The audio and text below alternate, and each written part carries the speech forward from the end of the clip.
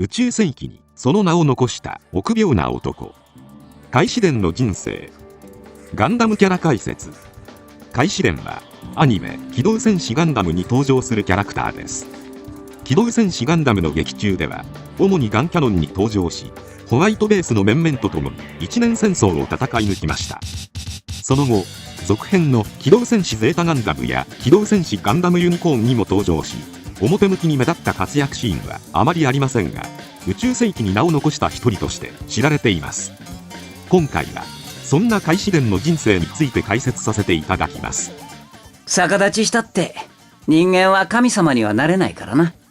開始伝は宇宙世紀61生まれとされており、一年戦争が繰り広げられた宇宙世紀0079当時、アムロレイと同じサイド7に住むプエルトリコ系移民の18歳で、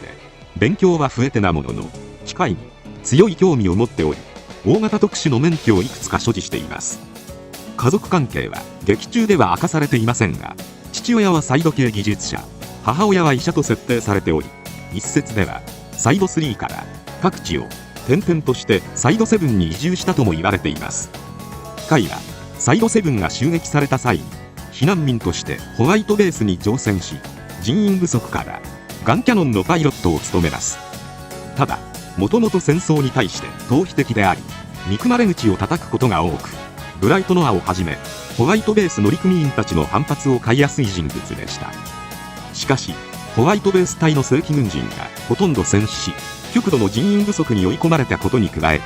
カイが作業機械のライセンスを持っていたことから、機銃車種やガンタンクの操縦手として半ば強制的に駆り出されることになり、初陣ではハヤットと共にガンタンクに登場して戦いを繰り広げました。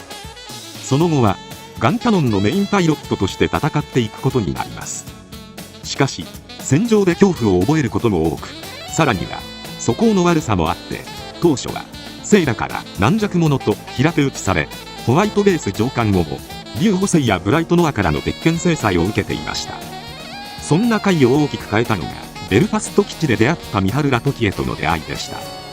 ミハルは連邦軍ベルファスト基地の郊外に住む少女で、幼い弟のジルと妹のミリーを養うために物売りをする傍らで、ホワイトベースの情報を得ようと企むジオン軍に雇われ、現地スパイ107号としてホワイトベースに対するスパイ活動を行っていました。軍人を嫌うカイはベルファスト基地でホワイトベースを降りた際にミハルと出会い、ミハルがテーマイを養うためにいやおうなくスパイに身を挺していることを看破し、同情してホワイトベース隊の状況を伝えます。その後ズゴックなどの攻撃に苦戦するホワイトベースの様子を見かねて舞い戻り、ガンタンクで応戦しながらガンダムと連携して敵を撃退します。この戦闘の混乱に乗じてスパイ活動のためにホワイトベースに潜入したミハルはカイと再会してかくまわれましたが、自分の行為がテーマイを救ってかつ列キッカを殺してしまう行為だと罪悪感を感じ、ジオンの攻撃で窮地に陥ったホワイトベースを救うため、カイと共にガンペリーで出撃しました。最終的にミハルは格納庫のミサイルを直接操作してズゴック撃破に貢献しますが、ミサイル発射時の爆風に吹き飛ばされてガンペリーから転落死してしまいました。この事件はカイにとって非常に大きなものとなり、ミハルのような犠牲者をもう出さないためにジオンを徹底的に叩くと強い決意を示すようになりました。ちなみにミハルのテーマイジル・ラトキエとミリー・ラトキエですが、ジルは小説「フォウストーリーそして戦士」によると村雨研究所の被験者として参加するも悲痛な死を遂げており、ミリーは同作品では行方不明になり、ジオリジンや機動戦士ゼータガンダムディファインでは生き残っています。物語後半以降は敵部隊に先制射撃をするスレッガーローをたしなめたり、リーダーシップを発揮する様子が描かれており、パイロットとして成長した姿を見せるようになります。ザクやグフ、ドムなどとの激しい戦いをくぐり抜けた結果、腕もかなり向上し、ジャブロー攻防戦ではゴック1機を撃墜、ソロモンやアバオアクーなどの主要攻略作戦で多数の敵機を撃墜しています。ガンダムと連携して要塞上陸の突破口を開き、アバオアクーでは冷静な判断でエスフィールドへの上陸を果たしました。その働きはアムロほどにはないにせよ、エースパイロットとして扱っても良いレベルでした。最終的にガンキャノンは破壊されましたが、白兵戦でホワイトベースを死守し、アムロの声を聞いて他の乗員たちと共にランチで脱出し、無事に生還しました。こういう時は臆病でちょうどいいのよね。一年戦争終結後は、ホワイトベース隊の一員として英雄のように扱われたものの、ティターンズの台頭もあり、監視がつく生活を余儀なくされました。そこで、カイは何をしていたかは不明ですが、勤めていた会社を辞め、ジャーナリストに転身します。そして、ティターンズと筆で戦うために、様々な雑誌で、反地球連邦運動や、シャアやアムロに関する記事を書いていました。フリーのジャーナリストになったカイですが、ジャングルにいる際にすら、いつバチカンに呼び出されるかわからないという理由で、白い背広を愛用していました。この言葉が意味するところは明確にされていませんが、バチカンに行く、イコール、ローマ法王と面会するということで、いつでも社会的地位がある者と面会できるように準備している、という説や、宗教的な場所に、いつ行くかわからない、イコール、いつ死ぬかわからないという説などが存在します。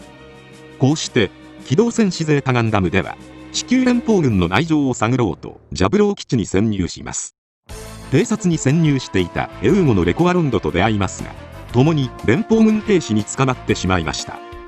そして、神指団に救出されてカラバに合流します。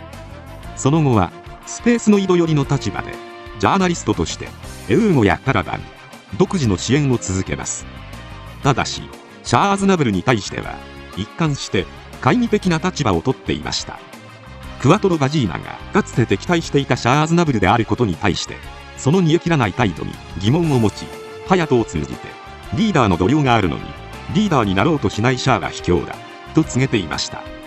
なお、グリプス戦役終結後は、セイラマスのところへ取材に出かけ、シャアの軌跡を追いかけていたようです。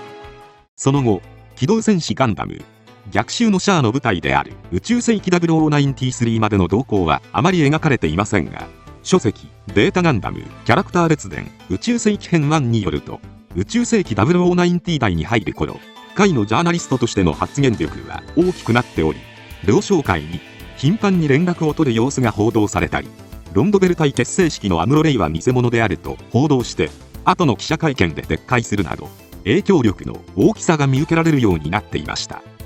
さらに、宇宙世紀0094には、映画逆襲のシャアで起きた、シャアの反乱で行方不明になったアムロの情報を求めてサイドワンへ向かい、これで永遠のライバルの影を吹っ切ったともされています。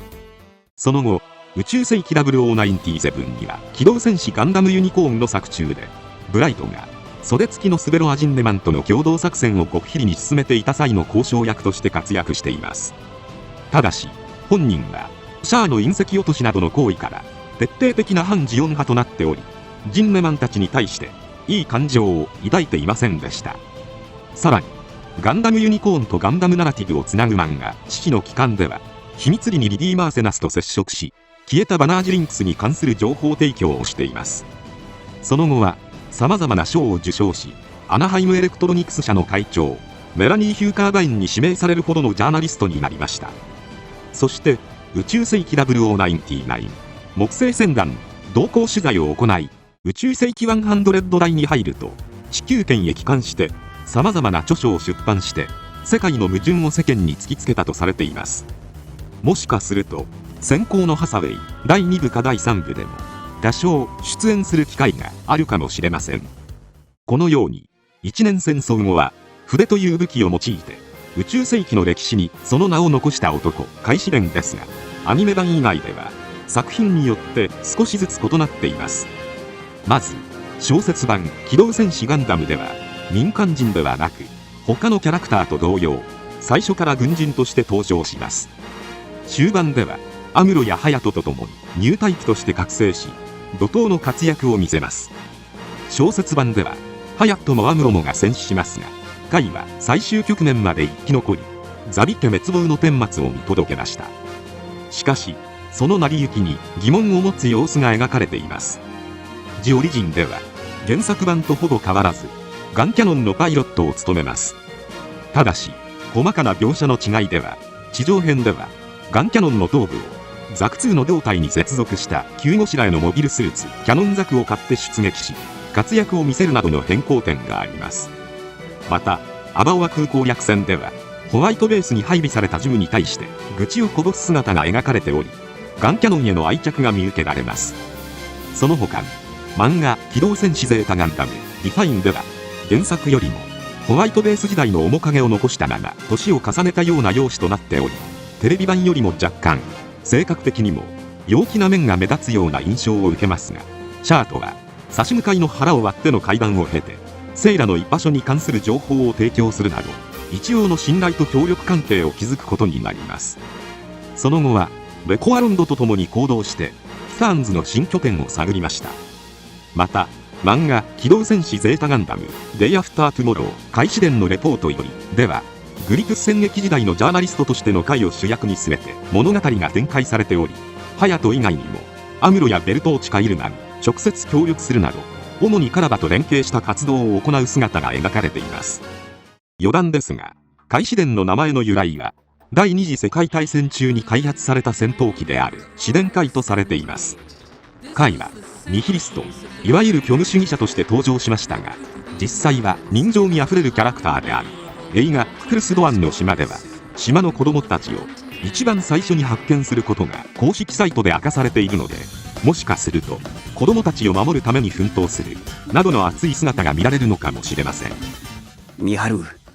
俺はもう悲しまないぜ。お前みたいな子を増やさないためにジオンを叩く。今回はこれで以上となります。チャンネル登録されるかはお任せいたしますので、もしよければもう一本